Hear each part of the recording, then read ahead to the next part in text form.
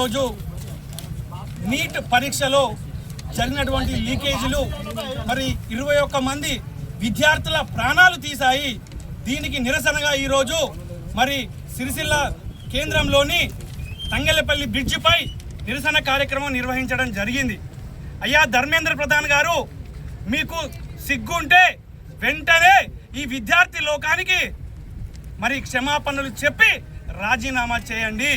లేదంటే మీ పైన, మీ బీజేపీ పైన మేము నిరంతరం పోరాటాలు చేస్తూనే ఉంటాం.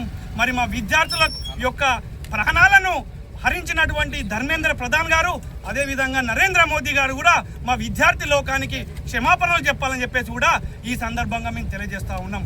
మరి అదేవిధంగా చూసుకుంటే బీజేపీ ప్రభుత్వం ప్రతి ఏడాది కూడా 2 కోట్ల ఉద్యోగాలు ఇస్తామని చెప్పింది.